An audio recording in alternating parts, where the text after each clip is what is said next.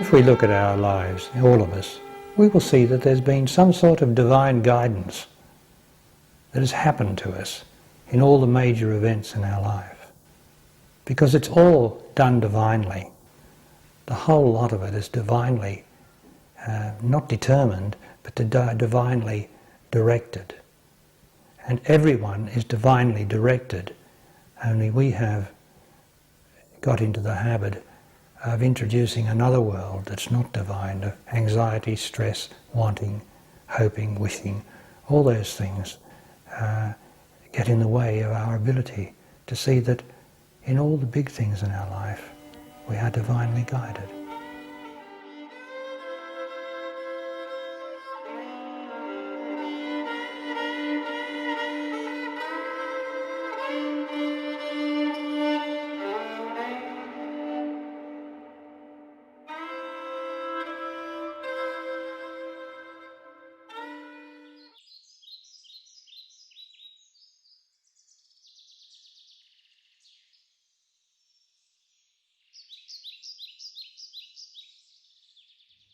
My friend, life is death and birth.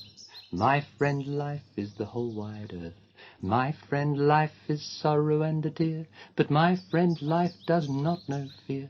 All the people would drag me down, but not while my friend life's around. My friend, life is change and pain, but that's all part of my friend's game. Play the game and it can be fun. Fight to win and the fun's all done. My friend, life is an outstretched hand. It's your friend too if you grab it, man.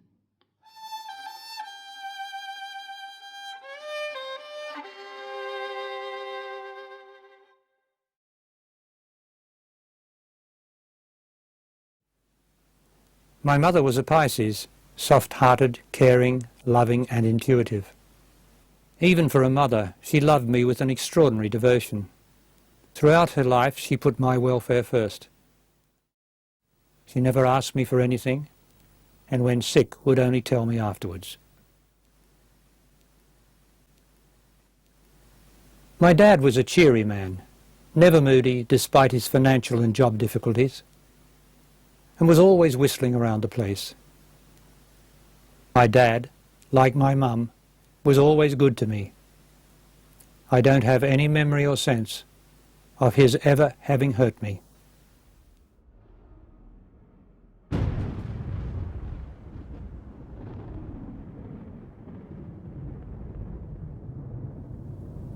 On the day I was born, 1st August 1926, my mother had a vision, the only one she said she'd ever had. During the last hour of a long confinement, she saw the Virgin Mary, all white, standing by her bed. "Your son will be born behind a cloud," said the vision. "What do you mean?" said my mother. "He will be born dead." The nursing sister told her later that after the birth, the doctor said he couldn't do anything for the baby, but that they would work on the mother.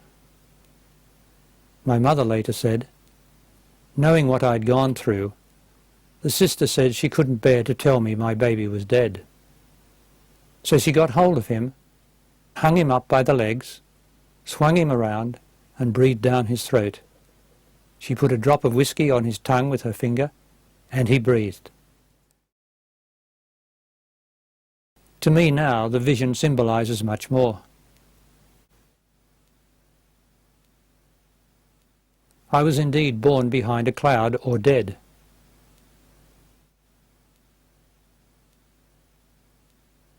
I did not begin to live until I was 32. I did not know I was alive until I had passed out of the living dead into the immortal moment at the age of 38.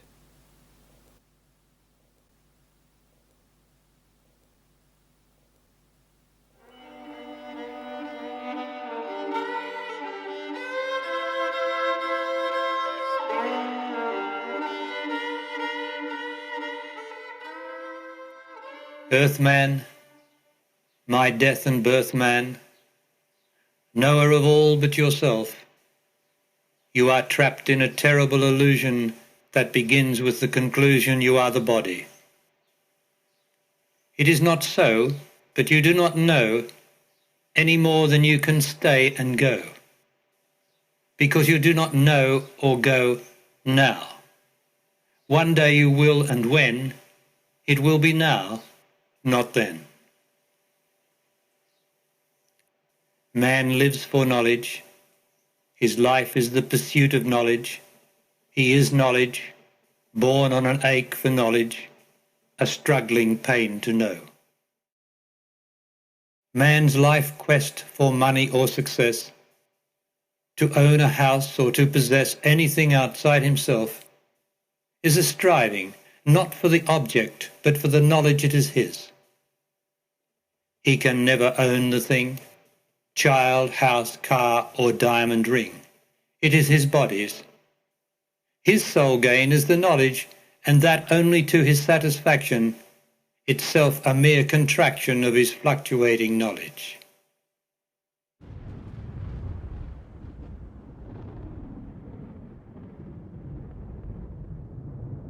In my day-to-day life at that time, I became aware of an absence, or a separation is a better word, a separation from this power which I call God.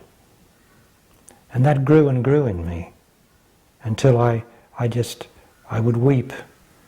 I would weep at different times. I was working all this time, but I would have to go into the toilet and weep at my separation from this power, whatever it is. And that's how it started to show itself, through me knowing dreadful separation. And then that went on for several years. And sometimes I'd have this terrible pain in my stomach around that region, the solar plexus, and I'd even roll on the floor and cry because of the sheer separation from that which is indescribable. And I can't describe that to anyone. I mean, I'd be a nutcase to someone who's a psychologist perhaps, but who cares? That's how it happened, and I am what I am now as a result of that. I had this sense that I was dying, because that's the sense that you have. It's the old self that's dying, the old certainties, the old beliefs, the old opinions and all that are started to be seen to be useless, but very, very gradually. And so in the sense when all those things start to be dissolved, that's a sense of death. And so I knew I was dying in some way, but not physically.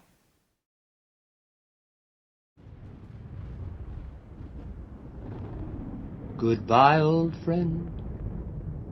This is the end. For you and me the path splits here. It once was fun to think we'd done, to win and lose, reject and choose.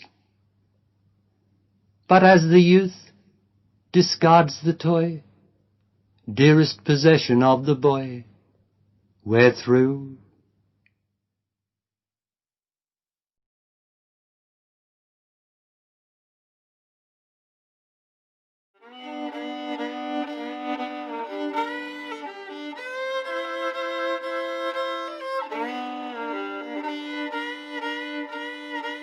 The simple fact was I could not get enough of God.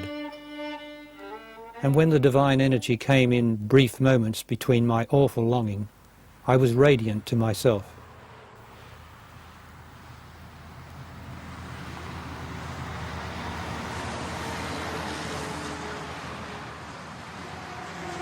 My desire for this indescribable nothingness was as insatiable as it seemed unnatural.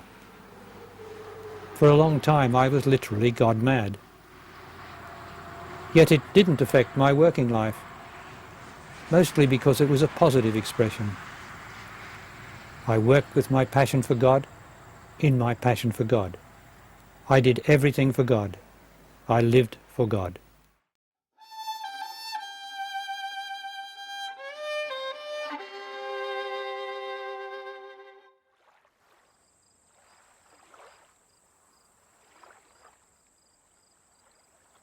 One of the fundamental things that happened to me, which I've recorded in different places, was an image, a vision that I had when all this was going on in my early 30s. A vision that of a lady that I loved at the time, very most intensely. I loved her as God. And because love is God, truly intense love is realized as God. It has to be, because God is love and love is God. So I loved this woman with all that intensity that I had previously had with the intensity of my love of the unknown God. But the unknown God had come into this woman, not from her point of view, but from mine, and revealed itself as, I am love.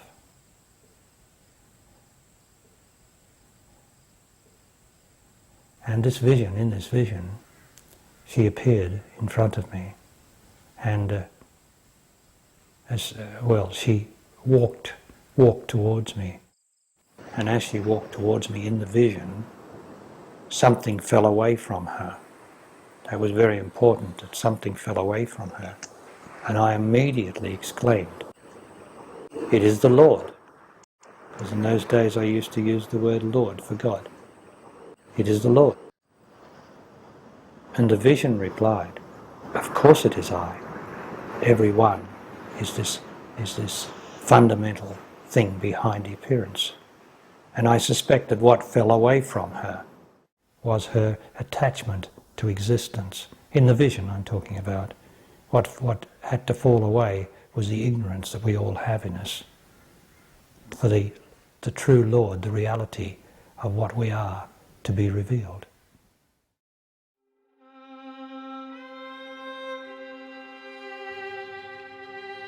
Bhagavati is a Sanskrit, ancient Hindu word. I'd read the word in passing, as you'd read the word goddess without dwelling on it. But Bhagavati and goddess are not just words. They stand for the living reality of woman, the essence behind or inside every woman, the original Eve of the West. There is one Bhagavati and 2.5 billion women.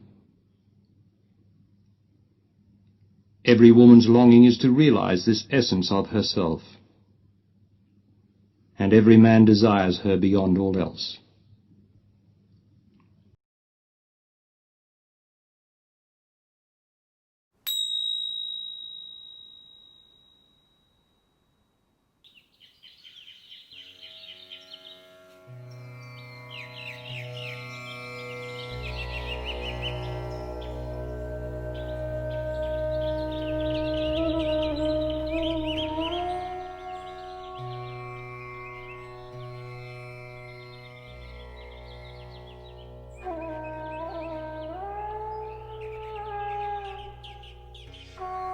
So far this has been a revelation that the world is the same wherever you go. There is no escape in the world. I know it would not be different in New York, Bombay or London. There is the same ugliness of acquisition, of striving for things that don't matter. There is no escape anywhere, only in self-knowledge. What I do for all of us who love truth and want to know. I will bring the treasure back to the West, to here. I am going to teach in the Western countries, not here. This, I feel, is just a battleground, the final one.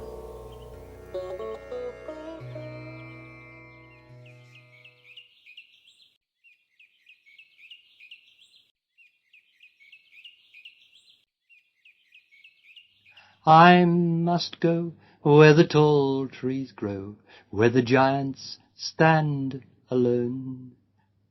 And there I will be made eternally free, for I am going home. The loneliness, the confusion, the pain of psychological isolation that in my case preceded the realization of immortality was appalling. My separation from my woman, the Bhagavati, was the catalyst. The pain of this gradually purged me of the exclusive emotion of my love, my Bhagavati, my pain.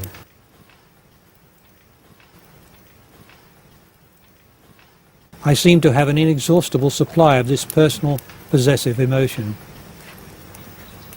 In such devastating pain of loss, there was no way that I could continue.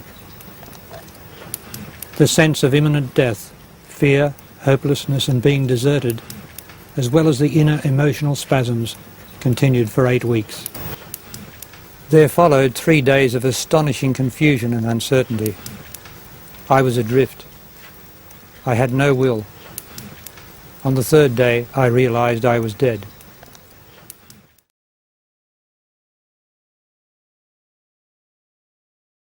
Shortly after, I realized immortality. Death was a condition of the mind, but it was not a fact.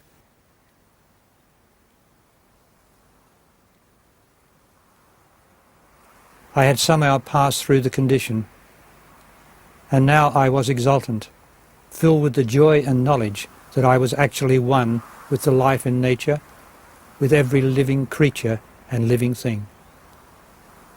I was forever as life was. I was at peace. I was in no hurry to do anything or not to do anything.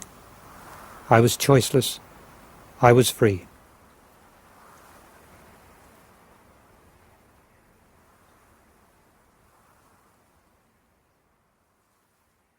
When you realize that you're one with all life, then it follows from that that is immortality, because life is immortal.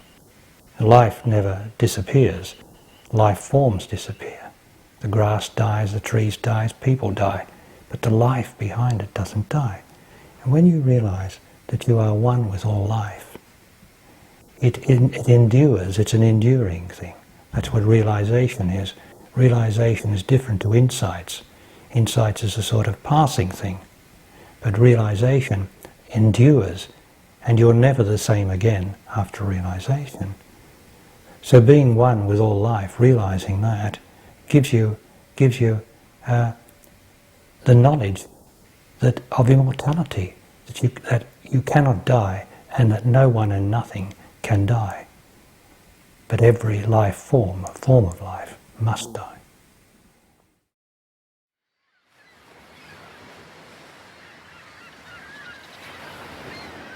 I must go where the four winds blow, where the spirit speaks to its own.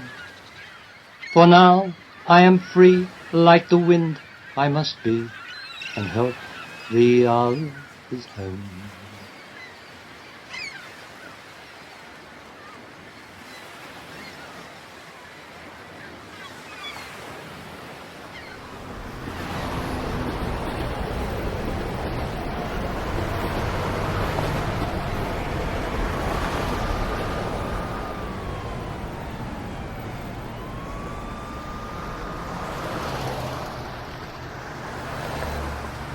I took it all with me, all my immortality. I took my manuscript, I took everything, which was me, over with me. And I went and lived in London, in a bed sit there while I hawked the manuscript around, and nobody was interested, and I got an agent then, but that didn't work either.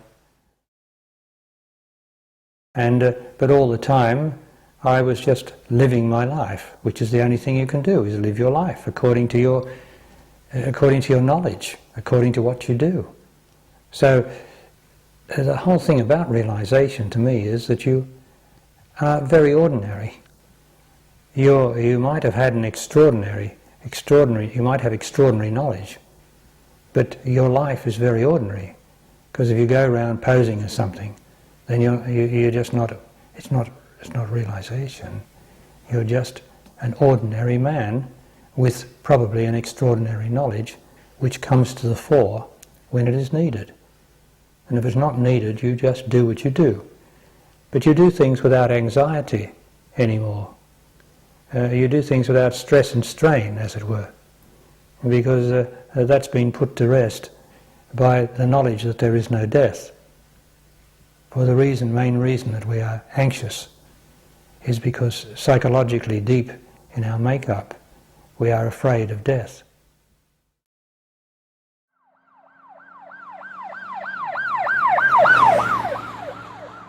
I was only 39 and there was a lot more life ahead to live. Every truth realized, and any knowledge of a spiritual nature that anyone has, or professes to have, is tested and grounded in the events and circumstances of the ongoing life. This creates the troubling or testing situations. All spiritual knowledge, whether great or small, provides a certain detachment from events. This means not identifying with the pressure of what is happening. Thus, according to the depth of our spiritual knowledge, we are troubled less and suffer less.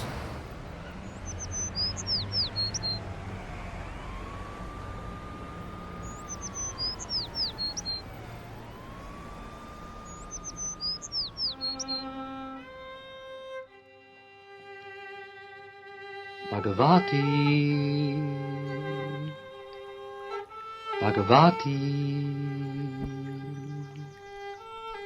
planted together by the eternal giver, two willow trees dipped and sipped at the river of life. Bhagavati, Bhagavati, neither in the shadow of the other, and yet both intermingled like wind that has met, each one alone, though eternally bound by the ground. Bhagavati, Bhagavati, when death the compassionate giver arrives, both fall in and die. Bhagavati, Bhagavati.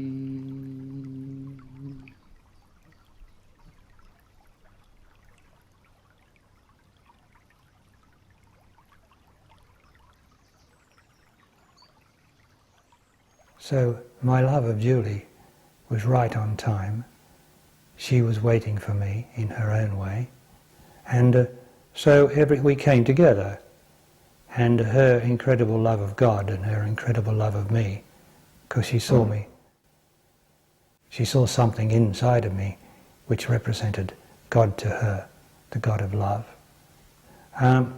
Then we came together, and I received from that, of course, as we all do when we are loved.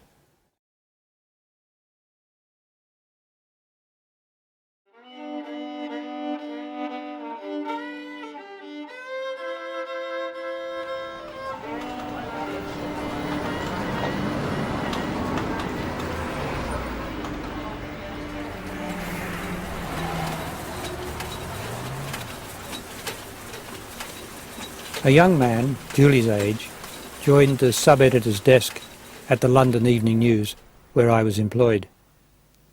His name was David White. Under his arm he had a copy of the biography of the 19th century Indian master Ramakrishna. We talked about philosophy. He said he was a poet as well as a journalist. I told him I had also written some poetry, and he asked to read it.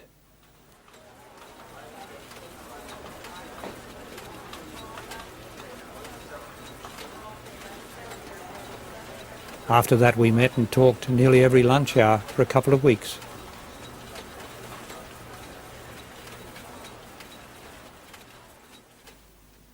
He floated into our bed-sitter regimen like a fine ray of sunlight. He was searching for the truth, and apparently found in Julie and I what he wanted. He began bringing his friends and his old university pals along to our bed-sit to hear my teaching. They in turn introduced their friends, and there was seldom a night that someone didn't arrive.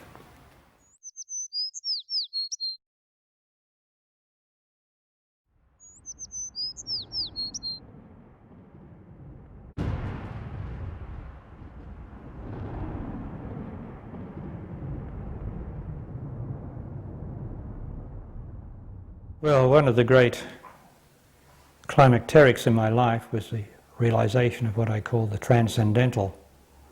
The transcendental, the best I can describe these things, is God, what I would call, I'm only calling it this to give an illustration, what I would call a God outside the world, outside existence. Now I've already spoken of the Lord, which is God immanent, immanent meaning inside the body, in existence. So the Lord is God in existence. The transcendental God is not in existence, is out of existence, and yet I must not convey the idea that there's two gods. There's only one God. The Lord is just an aspect in existence of the one God. So, due to the influence of a man called John Hart in London, I was given the transcendental realization, which in itself I cannot describe except that it transcends the senses and communicates a knowledge which no doubt has been used by the intelligence that's been imparted to me in my teaching. And he communicated this.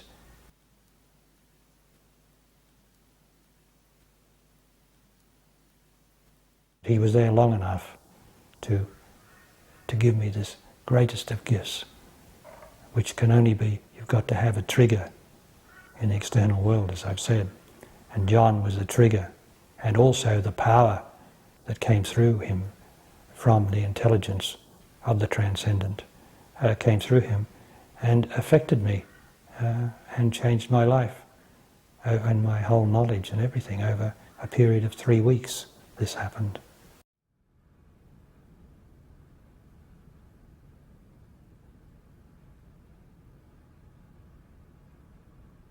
During the previous weeks, in my certainty and arrogant disdain, I had often made statements like, "Who will teach the teacher?" and "Show me a man who knows more than I." Here he was. How I recognized him was when he started to speak of things that I had no knowledge of, no personal experience of, or no knowledge of. And I knew that he knew far more than I knew. Now it is only intelligence that if you meet someone, especially in the truth I'd say, who knows far more than you do and is demonstrated, then you say, "Please, teach me. I will obey." And that's what happened, and he graciously taught me.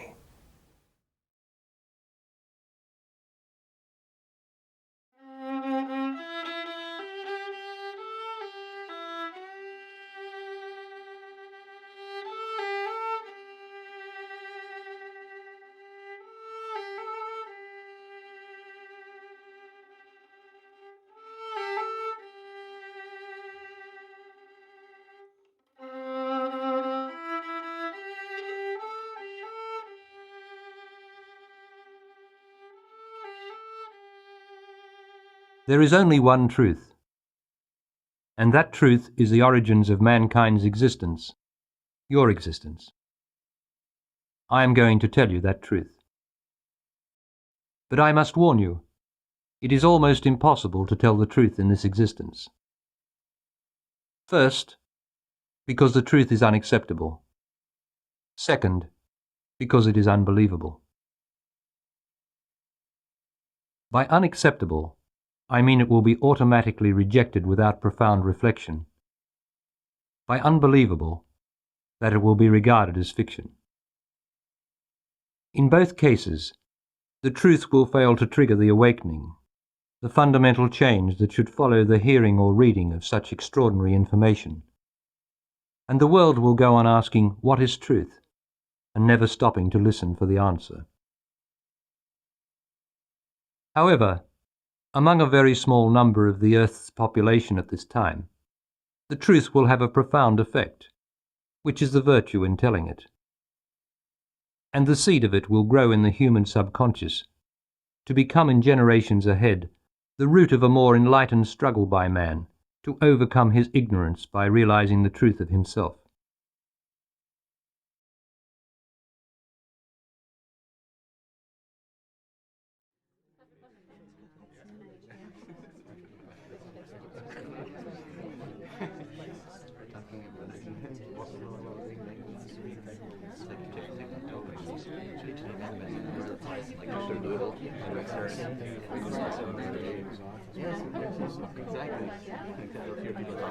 At times there was almost a avuncular feeling as we sat round a fire, and Barry would put a new piece of log onto the fire, and it was very, in the wintry days. I think I was meeting the source of an energy which was a burning, penetrating sense of truth that was a match for the negatives that I could find in myself. And I think nowhere else have I encountered that wonderful burning out energy, which is the energy of pure love, really, that will get rid of the other energy that's full of fear and ignorance.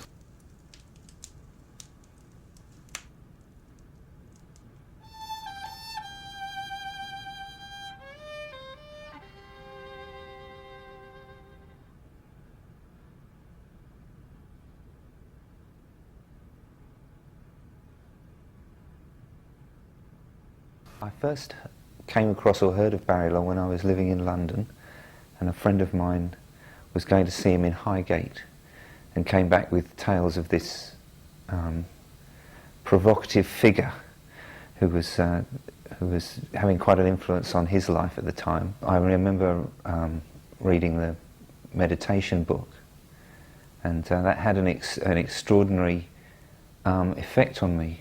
I read the book almost in one session, and I put it down, and I had the experience of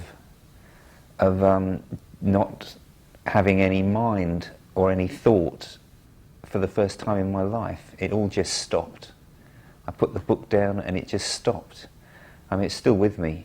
There was just the buses going by, it was London, the sounds in the street, and just an utter absence in me.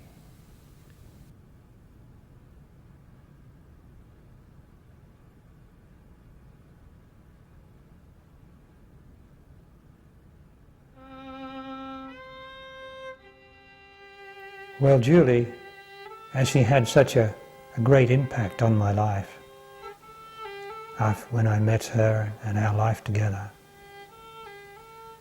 her approaching death had a great impact on my life, of course. It was part of it. There's nothing like the approach of death to make things very, very real. And so it had a great impact on me as we tried to save her.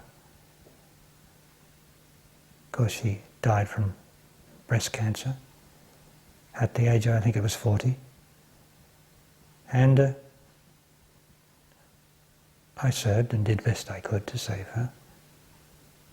But her actual death was magnificent to me, because during that time I was doing a course of monthly meetings, and one of the meetings was called Immortalizing Your Life. Immortalizing Your Love. And which meant that you're one. If you immortalize the love that you have with a woman, talking from man's point of view, and you both immortalize your love, then it is immortal. That love is immortal. I hadn't had that experience because I don't know where a lot of this knowledge comes from. I know now where it comes from, but I didn't know then where it came from. I could speak about immortalizing your love. Because what I was doing, I was living that. Julie and I were living the immortalizing of our love, which was the recognition of each other all the time. I don't know, I forget what I said at the time about that. So we'd immortalized our love. Now that was demonstrated to me the night that she died. She just finished breathing, and I'd been weeping at the bedside, and the nuns at the hospice where she was came in and said, offered me a cup of tea in the next room. So I went into the next room to have the cup of tea. And suddenly I became aware that all the weeping had stopped. there was no more grief in me. It was all gone. And in place of that was a wondrous knowledge that Julie had entered me. I don't think there's anything more wondrous than that.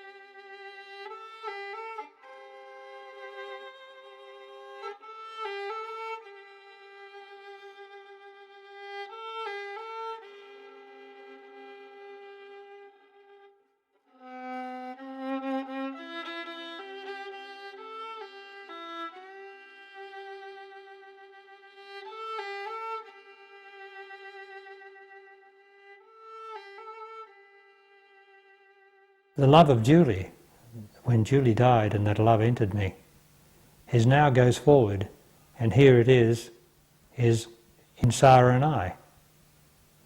Now what it was before, it was in Julie. It was the love that entered me from God when I was 30. So you see, love travels through all the bodies and then expresses itself at different stages, and then is still working. It's the same love of God, which is now in our life together now, and this is everybody's life.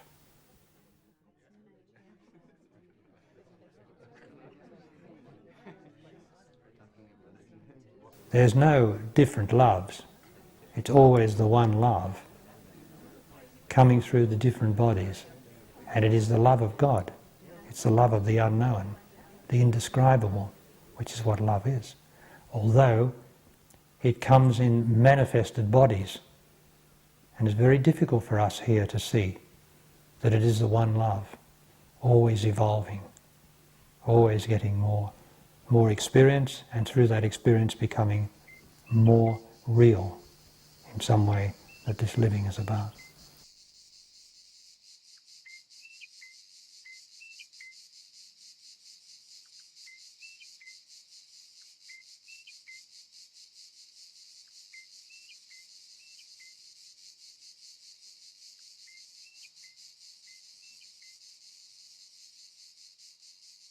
As I've spoken about what woman represented to me, that she represented God to me, I was imbued with a sense that I was doing something. Not that I was doing something, but that something was being done in my loving of woman. And not only in my loving of woman, but in my teaching, which was based on the love of woman. So therefore, that became a profound doing. And the teaching was a profound doing to bring about that which I'd already realized, that woman, the female principle, was God. And so you can't separate that from my whole life, in which I endeavored to bring the female principle present in every woman that I loved, and not only the women that I loved, but through my books and tapes and videos, I endeavored to communicate to her. My deepest longing is to be with thee, to never to be apart from thee, to sink myself into thee and know thy sweetness in every part of me. O God, only then will I know ecstasy and be at peace.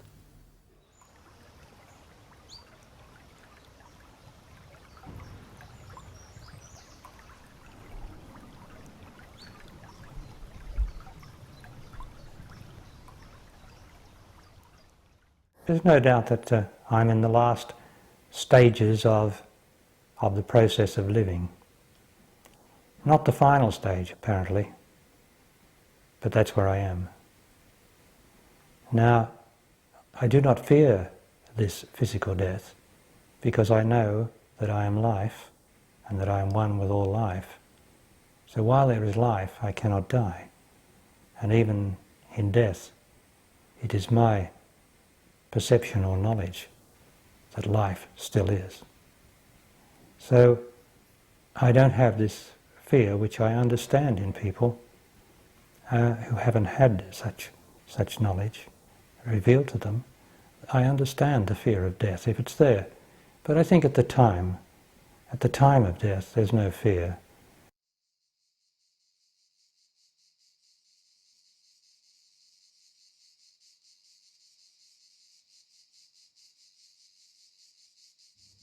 My friend, life is death and birth. My friend, life is the whole wide earth. My friend, life is sorrow and a tear. But my friend, life does not know fear. All the people would drag me down, but not while my friend life's around. My friend, life is change and pain, but that's all part of my friend's game. Play the game and it can be fun. Fight to win and the fun's all done. My friend, life is an outstretched hand. It's your friend too if you grab it, man.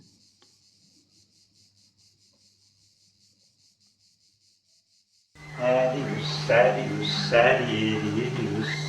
That's all I hear you say. Adios, adios, adios. You want to run away. The most pleasurable thing in my life is to know that I am one, apart from my silly projection here, which is pretty silly, to know that I am one with that great intelligence that is behind it all. To know that every second of my life I know that. And that's a wonderful thing. So I'm fortunate enough to be able to sing when I'm washing up, like many people do. But I sing with the knowledge and the peace inside that is untroubled.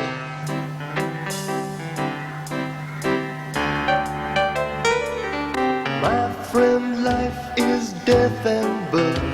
My friend, life is the whole wide earth. My friend, life is sorrow and a tear. But my friend, life does not know fear. All the people would drag me down, but not while my friend life's around. My friend, life is change and pain, but that's all part of my friend's game. Play the game and it can be fun. Fight to win and the fun's all done. My friend, life is an outstretched hand. He's your